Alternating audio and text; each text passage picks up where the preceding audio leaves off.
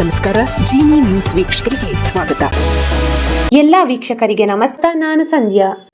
ಹುಟ್ಟುಹಬ್ಬದ ಸಂಭ್ರಮದಲ್ಲಿ ಖ್ಯಾತ ನಟ ನಿರ್ದೇಶಕ ರಿಷಬ್ ಶೆಟ್ಟಿ. ಕನ್ನಡ ಚಿತ್ರರಂಗದ ಖ್ಯಾತ ನಟ ನಿರ್ದೇಶಕ ರಿಷಬ್ ಶೆಟ್ಟಿ ಇಂದು ತಮ್ಮ ಜನ್ಮದಿನವನ್ನು ತಮ್ಮ ಅಭಿಮಾನಿಗಳೊಂದಿಗೆ ಸಡಗರ ಸಂಭ್ರಮದಿಂದ ಆಚರಿಸಿಕೊಳ್ಳುತ್ತಿದ್ದಾರೆ.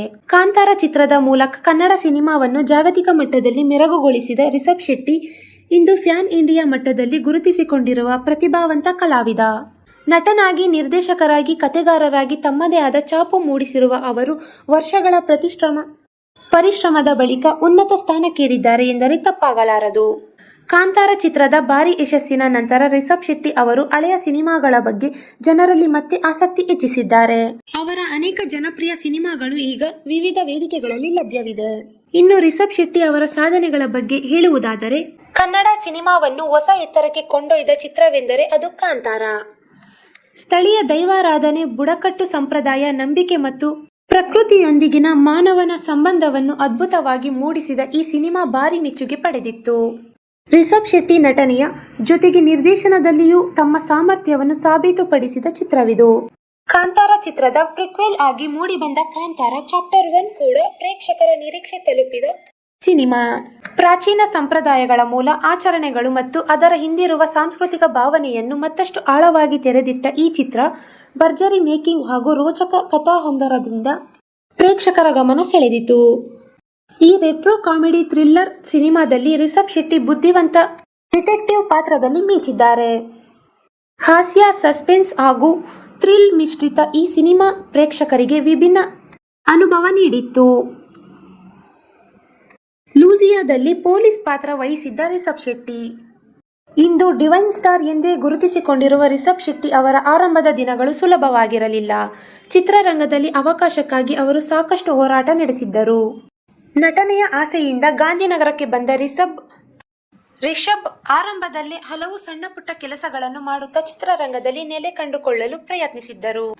ಅವರು ಮೊದಲು ತುಘಲಕ್ ಸಿನಿಮಾದಲ್ಲಿ ಕೆಲಸ ಮಾಡಿದ್ದರು. ಬಳಿಕ 2013ರಲ್ಲಿ ಬಿಡುಗಡೆಯಾದ ಪವನ್ ಕುಮಾರ್ ನಿರ್ದೇಶನದ ಸೂಪರ್ ಹಿಟ್ ಲೂಸಿಯಾ ಸಿನಿಮಾದಲ್ಲಿ ಸಣ್ಣ ಪೊಲೀಸ್ ಪಾತ್ರದಲ್ಲಿ ಕಾಣಿಸಿಕೊಂಡಿದ್ದರು.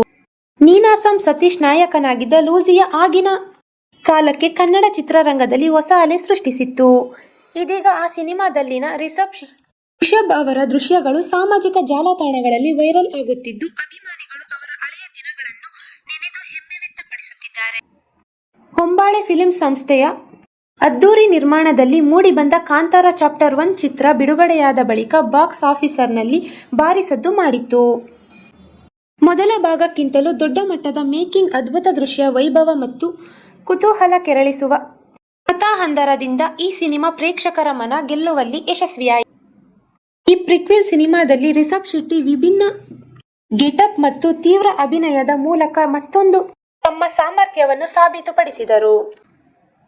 ನಟಿ ರುಕ್ಮಿಣಿ ವಸಂತ್ ನಾಯಕಿಯಾಗಿ ಕಾಣಿಸಿಕೊಂಡ ಈ ಚಿತ್ರ ರಿಷಬ್ ಅವರ ವೃತ್ತಿ ಜೀವನದ ಮತ್ತೊಂದು ಮೈಲಿಗಲ್ಲಾಗಿ ಗುರುತಿಸಿಕೊಂಡ ರಿಷಬ್ ಶೆಟ್ಟಿ ಅವರು ಸಣ್ಣ ಪುಟ್ಟ ಪಾತ್ರಗಳಿಂದ ಆರಂಭಿಸಿ ಇಂದು ಫ್ಯಾನ್ ಇಂಡಿಯಾ ಮಟ್ಟದಲ್ಲಿ ಯಶಸ್ಸಿನ ಶಿಖರ ತಲುಪಿ ನಟ, ನಿರ್ದೇಶಕ, ಕಥೆಗಾರ ಈ 3 ಕ್ಷೇತ್ರಗಳಲ್ಲಿ ತಮ್ಮದೇ ಆದ ಗುರುತು ಮೂಡಿಸಿರುವ ಅವರು ಕರಾವಳಿಯ ಪ್ರತಿಭೆಯ ರಿಷಬ್ ಶೆಟ್ಟಿ ಅವರು ಕನ್ನಡ ಸಿನಿಮಾಗೆ ಹೊಸ ಹೆಮ್ಮೆ